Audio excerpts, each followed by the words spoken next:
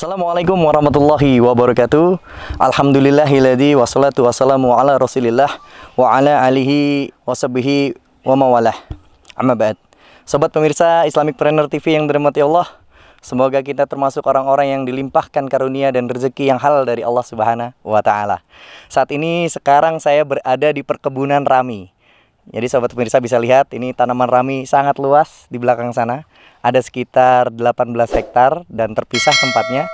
Dan ada satu pengusaha di Wonosobo, Jawa Tengah yang memanfaatkan tanaman rami ini bisa menghasilkan bisnis hingga ratusan juta rupiah per bulannya. Nah, yuk kita kulik siapa beliau dan bagaimana cara memproduksi hingga bisa bisnis senilai ratusan juta rupiah. Assalamualaikum warahmatullahi wabarakatuh. Pak Bowo, gimana kabarnya? Alhamdulillah baik, Fat. Masya Allah. Ini pemirsa ownernya yang bisa memanfaatkan tanaman rami tadi yang ada 18 hektar, Pak Bowo. Insya Allah dengan petani kita kerjasama saat ini 18 hektar di Wonosobo dan sekitarnya. Masya Allah, dan bisa menghasilkan ratusan juta rupiah. Insya Allah ya. Luar biasa. Nah, ini di samping kita ini tanaman yang tadi tuh, Pak? Ya, jadi serat rami itu adalah salah satu tanaman serat di mana diambil kulitnya itu untuk dihasilkan seratnya, dan ini adalah hasil dari kulit serat dari tanaman rami ya. Gitu. Nah, ini katanya, konon katanya termasuk serat yang terkuat di dunia, pemirsa. Betul ya? Betul sekali. Jadi rami itu mempunyai kekuatan di atas baja. Pernah kita bawa ke UTM dites 810 megapascal. Jadi meskipun kecil, ini ditarik pun tidak akan putus. Kekuatannya melebihi baja. Dia kalau untuk tekstil ya, kalau untuk tekstil di bawahnya sutra, di atasnya cotton kualitasnya. Gitu. Ini pemirsa, keunggulan produknya dari tanaman rami itu sampai melebihi kekuatannya dari baja, Pak ya. Iya, makanya juga saat ini digunakan untuk rompi anti peluru juga. Oh. Ya, diteliti oleh beberapa perguruan tinggi gitu. Masya Allah. Nah, sejak kapan Pak kok pernah berpikir untuk usaha memanfaatkan dari tanaman rami? Ya. Jadi rami ini di Wonosobo dimulai sejak tahun 1999. Waktu itu muaranya itu awalnya dari PT Agrina Prima yang melakukan pilot project pengembangan rami di Wonosobo itu untuk bahan baku tekstil khususnya. Itu sampai tahun 2010. Lah, setelah itu karena pada saat itu tekstil untuk bahan baku rami di Indonesia itu belum muara pasarnya itu belum jelas, sehingga waktu itu PT Agrina Prima mengalami ya akhirnya tidak bisa jalan lah. Kemudian di tahun 2010 dari sisa aset yang ada itu mungkin bekas-bekas mesinnya, bangunannya itu kita lanjutkan lagi. Kita dapat bayar tapi untuk home decor, untuk wallpaper, untuk cover window dan seterusnya. Dan alhamdulillah sampai hari ini kita hampir 21 tahun di Wonosobo masih tetap bisa berjalan rami itu. Berarti sempat break 10 ya. Kalau dari 99 sampai 2010 ya. Itu tadi. Dulu awalnya tahun 99 itu ada 25 hektar. Tapi terus menurun tahun 2010 itu nolnya tinggal mulai dari 1.600 meter persegi. Masya Allah. Dari awal itu, alhamdulillah saya waktu itu dapat bayar, kita kontrak CO, joint operation, kemudian kita mulai berjalan lagi. Setiap tahun kita tambah 1 hektar, 2 hektar terusnya. Kemudian kita menggandeng petani dan seterusnya. Alhamdulillah sampai hari ini bisa terus berkembang, bisa bertahan dan lestari sampai hari ini. Gitu. Terus kenapa sih Pak Bowo kok milih tanaman rami untuk sebagai sarana bisnisnya nih? Ya. Awalnya banyak nih bisnis lain. Ya, pada saat 2010 itu awal-awal terberat sesungguhnya karena pasarnya masih sangat kecil, untuk hidup pun mungkin tidak layak ya. Tapi pada saat itu kami punya idealisme. Ini rami ini tinggal ada di Wonosobo saja. Kalau kami berputus asa, kemudian kami berhenti, saya khawatir rami ini hanya tinggal sejarah cerita. Oh, dulu di Indonesia itu ada rami, di Wonosobo ada rami. Alhamdulillah dengan rahmat Allah, pertolongan Allah, pelan-pelan kita bisa terus bertahan sampai hari ini. Dan alhamdulillah juga tahun 2020 ini rami masuk dalam prioritas riset nasional. Jadi kembali diangkat oleh pemerintah untuk tekstil fungsional. Tekstil fungsional itu nanti misalnya untuk tadi baju rompi anti peluru, untuk yang baju yang anti infrared dan seterusnya. Pokoknya mempunyai fungsi khusus gitu. Ya, ini mau berarti dari keunggulannya ini menyebabkan banyak orang mencari untuk produk-produk yang khusus tadi ya? Iya, iya. Masya Allah seperti Allah, itu. itu pemirsa luar biasa. Jadi kalau kita ini ya idealis itu penting ya, tapi bukan idealis yang melanggar syariat tentunya ya, Pak Bowo tentu, ya. ya. Dan Pak Iza azamta fatakallah. Jadi ketika kita berazam maka kita serahkan semua pada Allah Subhanahu wa taala. Betul sekali, Masya Pak. Allah, Ya. luar biasa.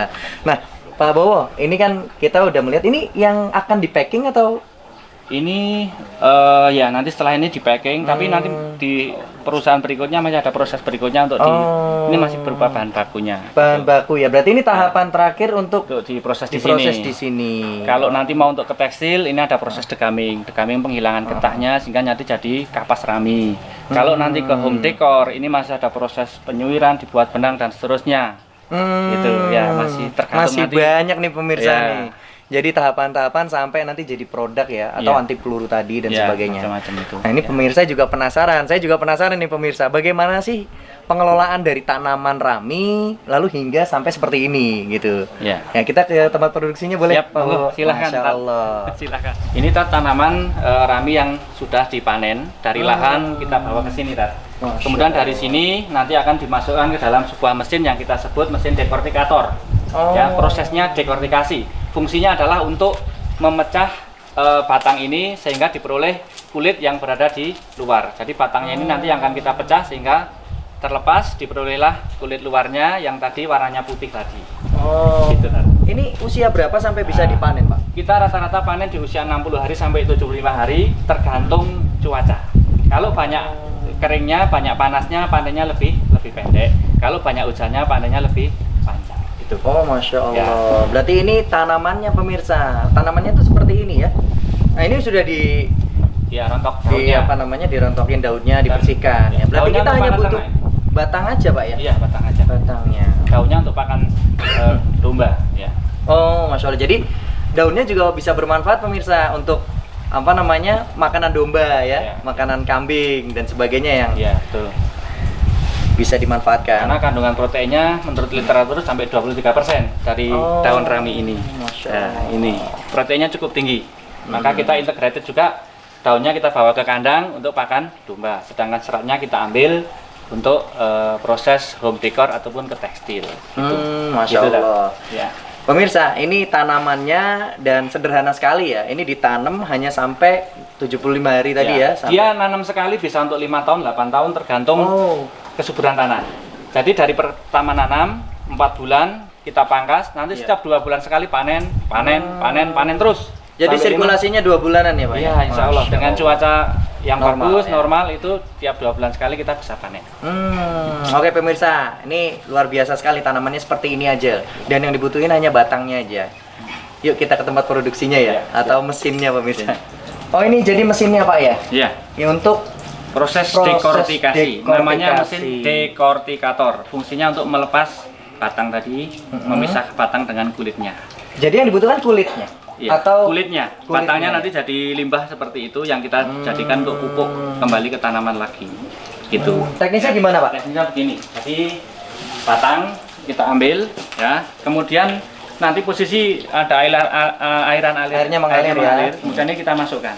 Nah, Oh, jadi nanti proses hingga nanti kulitnya rontok ya? ya dalamnya rontok, tersisa kulitnya dibolak-balik gitu, nanti hasilnya seperti ini. Oh, Masya Nah, Allah. ini setelah diperoleh kulitnya, kulit dari tanaman rami. Berapa lama ini proses nanti masuk mesin ini? Berapa menit ini Pak? Ini cukup 7 kali masuk sampai 10 kali masuk sudah terlepas seperti ini. Masya Allah, luar biasa nih pemirsa. Jadi setelah tanaman tadi hasilnya langsung bisa kelihatan ya. Ini seperti serat-serat benang ya Pak? Iya, betul. Nah, Atau lebih kayak kapas ya, tapi lebih kuat ini. nanti dari sini kita rendam 2 hari 2 malam di bak rendam dan masuk proses berikutnya. Kita jelaskan seperti ini. Masya Allah. Ya pemirsa, lanjut ke proses berikutnya. Ya, ini dari sana, dari proses tadi itu lakukan di bak perendaman itu perendaman selama 2 hari 2 malam. Ya, fungsinya adalah untuk mengurai getah-getah yang ada di dalam serat itu sendiri, sehingga nanti ketika kita lakukan proses peras, brushing dan seterusnya itu bisa terurai, terbuka. Ya, itu fungsinya adalah menghilangkan gam-gamnya ini, gam-gam getah-getah yang jadi dalam proses serat ini. pembersihan dari seratnya, yang ada di getah, dalam antara itu, serat dan ya. sebagainya.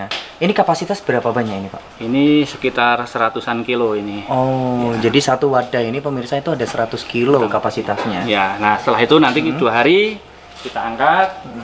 Jadi seperti ini. Ini kemudian nanti masuk proses berikutnya di proses pemerasan.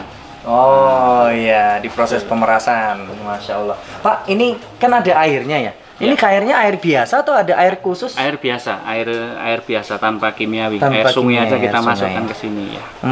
Berarti tidak ada zat-zat khusus pemirsa. Tidak ada. Jadi semua ini dari alam ya. Betul, kita non kimiawi. Masya Allah, luar biasa. Yuk pemirsa, kita masuk ke tahapan berikutnya nih, di Peras. proses peras atau dryer ya. Oh, ini berarti proses pemerasannya Pak ya. Dari perendaman kita tiriskan dulu. Setelah itu serat ini kita masukkan ke dalam roll press ya. Fungsinya adalah untuk ngepres sehingga air itu keluar semuanya.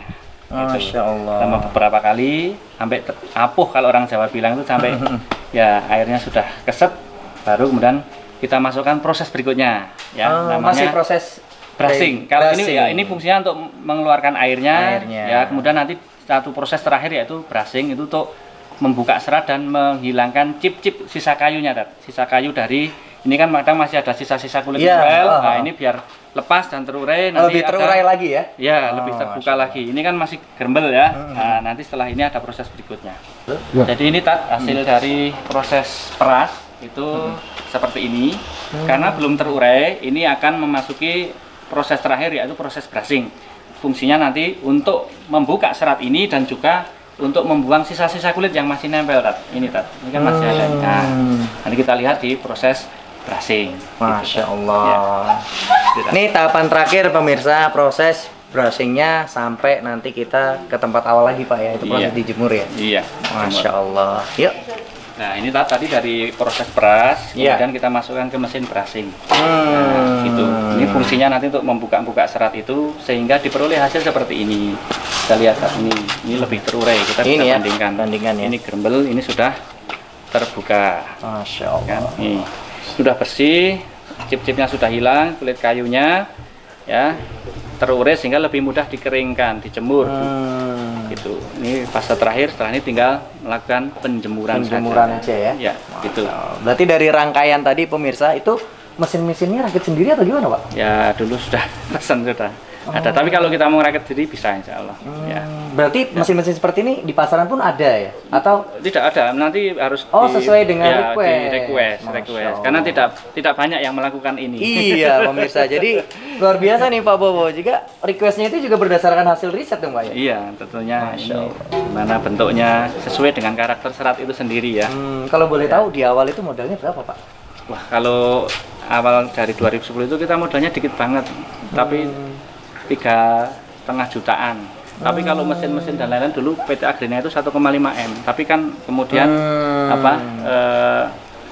tutup, menyisakan mesin itulah yang kemudian saya gunakan untuk mengembangkan ini lagi. Masya Allah pemirsa, luar biasa.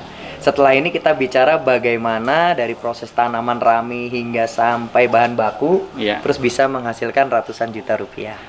Yuk, Pak. Sobat pemirsa, setelah tadi kita melihat beberapa rangkaian produksinya Pak ya, dari tanaman panen sampai jadi serat seperti ini nih pemirsa. Masya Allah. Nah, sekarang saatnya kita ulik nih, bagaimana sih tanaman ini bisa menghasilkan ratusan juta rupiah. Nah, gimana nih ceritanya? Bisa diceritain nih. Ini yang ditunggu-tunggu pemirsa nih. Apa ini yang harus diceritakan nih? Jadi berawal tuh modalnya berapa tadi Pak ya? Kita dari 1.600 meter persegi, gitu kan? Dari 1.600 meter persegi itu kami CO dengan buyer karena satu, saya tidak punya modal. Yang kedua, mohon maaf, saya tidak berani utang bank. Masya Allah, ini yang paling penting nih pemirsa. Alhamdulillah, sampai hari ini 1 rupiah pun tidak ada uang perbankan di sini ya. Mohon maaf. Ya. Ini harus disiarkan. Ya, karena takut. Makanya ya bisnis itu pelan tapi pasti gitu kami. Masya Allah. Nah, dari situlah saya minta dimodali oleh buyer dari 1.600, kemudian 3 hektar, kemudian 9 hektar, terus naik terus. Itu saya dari uang dari investor, dari buyer dan juga sebagian saya sirkah dengan beberapa investor yang berminat untuk menanamkan modalnya di sini. Masya gitu. Allah. Bagi hasil pemirsa. Ya, insya Allah. Sirkah ya. Ya, Nah, sirkah. ini kembali lagi kita berbicara masalah muamalah ma'aliyah nih. Ya, Tat. Masya Allah. Dan ini salah satu pengusaha yang praktek terhadap bagaimana, kalau sering kan begini Pak. Iya. Ada orang, bagaimana Ustadz kok nggak mungkin lah kalau usaha itu tanpa modal bank, bahkan beli rumah sendiri pun nggak mungkin lah lewat nggak KPR, Iya. nggak beli mobil nggak lewat dari leasing dan sebagainya. Tapi ternyata atas kebesaran Allah Subhanahu Wa Taala, dan ketika kita yakin pada Allah, insya Allah akan memudahkan semua. Betul sekali. Jadi yang tertanam itu ingin mendapatkan keberkahan dari usaha yang ada ini. Ya, itu yang paling saya takut ketika saya menjalankan bisnis, Allah nggak ridho, Allah nggak suka, nanti bisnis ini dipersulit oleh Allah, saya mau mengadu kepada siapa? Padahal rezeki itu miliknya Allah Subhanahu Betul, Wa Taala. ya, betul Pak, sekali, Tat. kalau omsetnya sendiri per bulan berapa Pak? Ya, kurang lebihnya antara 100 sampai 150 juta. Masya Allah, 100 sampai 150 Ya. juta. Ini mempekerjakan Nah, itu, berapa pegawai? Kalau tenaga inti sekitar 30-an orang. Kemudian saya juga ada istilahnya orang golongan luar yang membantu, itu ada sekitar 325 orang hari ini sampai hari ini. Ya. Masya Allah, berarti Ya. tenaganya itu pun juga dari sekitar Pak ya? Ya, kita manfaatkan tenaga-tenaga sekitar kita gitu. Untuk memberikan Nah, kemudahan mereka kemudahan juga, bagi mereka. maisha mereka, Maisha ya, Pak? mereka, insya Allah. Karena bisnis itu katanya tidak hanya profit saja, tapi harus memberikan benefit ya. Nah, itu tidak hanya dia. mengejar untung, tapi bagaimana memberikan kemanfaatan bagi orang-orang di sekitar kita. Betul. Katanya itu lihat khairunas anfa'um linas gitu ya Tat, ya. Nah, Masya Allah. Gitu ya, Tat. Sebaik-baiknya manusia itu bisa bermanfaat bagi orang lain. Itu salah satu motivasi saya untuk mengembangkan tanaman rami ini. Masya Allah. Jadi sobat pemirsa, kalau yang saat ini tertarik nih, pengen belajar atau investasi, boleh belajar Pak ya? Boleh, sangat Masya terbuka. Allah. Karena nanti katanya ilmu itu yang kita bawa menghadap Allah kan gitu kan. Iya, salah satu kita ingin mendapatkan amal jariah ya dengan ilmu. Ya. Jadi terbuka, monggo gitu. Masya Allah, Insya Allah luar tidak ada biasa. yang kita rahasiakan. Nah, begini pemirsa, jadi selain Pak Bowo ini seorang pengusaha, beliau juga praktisi ruqyah Pak ya? Iya. Masya Allah. Itu kegiatan sosial aja. Kegiatan gitu. sosialnya Ya. ini selain jadi bisnisnya bisa menuai kebermanfaatan, lalu dalam ilmu lainnya nih, di sisi lainnya ya. Iya. Nah ini beliau juga sering melakukan ruqyah atau memberikan edukasi dan meruqyah orang-orang yang memang membutuhkan Pak ya. Betul. Dan alhamdulillah berjalan sudah hampir 15 tahun. Masya Ya, Allah. itu bukan cita-cita hidup, tetapi gimana lagi ya, karena bagian karunia. kebutuhan ya. Kalau nanti saya nggak mau, kalau ada orang nanti lari ke dukun, ke paranormal, jadinya syirik lah. syirik lah, saya dapat dosanya karena Masya Allah. saya mewakili salah satu di antara para teman-teman peruqyah di Wonosobo. Gitu. Masya Allah. Dan kami alhamdulillah juga mempunyai kegiatan namanya Rumah Ruqyah La Tahzan. Itu yang rumah itu kami dedikasikan untuk seluruh warga Wonosobo dan sekitarnya yang membutuhkan ruqyah syariah secara gratis, Tat. Masya Jadi tidak Allah. berbayar, Tat. Ya. Untuk Tujuannya- pelajaran atau belajar ruqyah mandiri juga ada? boleh, Pak? boleh. Semuanya free. Ya, Masya Allah. asal mau. Asal mau ya. Iya. Ini Itu lokasinya sisi di mana lain. Pak? Lokasinya Pak? Di perumahan Asli Permai. Di perumahan? Dekat dengan rumah saya di perumahan Asli Permai. Di perumahan Asri Blok P21. Permai di Ya. Wonosobo, Jawa Tengah pemirsa. Ya, iya. Masya Allah. Itu kegiatan sosialnya, ya, non profitnya. Insya Allah. Masya Allah, hidup tambah biar berkah katanya. ini. Iya, betul, Tat. Nah ini sobat Ya. pemirsa ini nunggu-nunggu Pak, mungkin bisa diberikan tips-tips bisnis karena sobat pemirsa Islamic Planner TV ini berbagai banyak macam kalangan di dalamnya Pak. Iya, insya Gitu. Allah.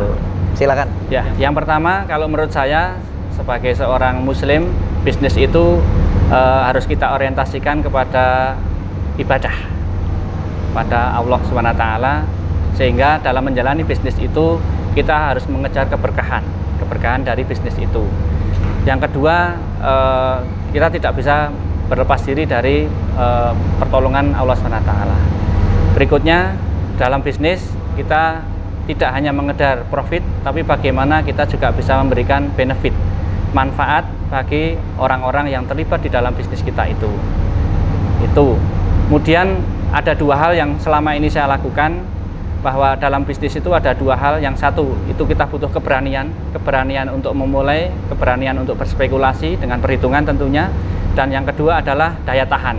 Daya tahan itu dimana ketika sebelum bisnis kita ini menghasilkan, sebelum bisnis kita itu mendatangkan keuntungan dan dilihat oleh orang, maka di situ kita harus terus konsisten, istiqomah, sabar, sehingga nanti bisnis itu kemudian mendatangkan keuntungan yang bisa menopang, menghidupi diri kita dan juga orang-orang yang bekerja sama atau bekerja dengan kita. Masya Allah pemirsa, motivasi yang luar biasa nih dari Ustadz Ahmad Bowo. Oh, dipanggil Ustadz. Iya, tadi saya nggak manggil Ustadz kan belum tahu Pak. Nggak usah Ustadz. Biasa aja. Kalau beliau itu ternyata ahli ru'ya. Baik, alhamdulillah kita sudah di penghujung acara Ustadz Bowo. Mudah-mudahan ini bisnisnya semakin berkah, bertambah, mulia, dan juga mendatangkan manfaat bagi seluruh umat ya, masyarakat. Kehadirannya Ustadz di sini mudah-mudahan Rahmi itu rahmat Allah milik Indonesia. Masya Allah, rahmat Allah milik Indonesia. Berarti milik kita semua nih, termasuk sobat pemirsa Islamicpreneur TV. Gitu ya Ustadz ya. Assalamualaikum warahmatullahi wabarakatuh. Terima kasih Ustadz. Alhamdulillah sobat pemirsa Islamicpreneur TV, cukup demikian tayangan yang bisa kami sampaikan. Jangan lupa subscribe, klik loncengnya, like, komen, dan share sebanyak-banyaknya agar tayangan ini bisa bermanfaat bagi kita semua. Bercita-cita untuk sukses itu boleh, namun berkah harus jadi kenyataan. Saya undur diri. Barakallahu fikum. Wassalamualaikum warahmatullahi wabarakatuh.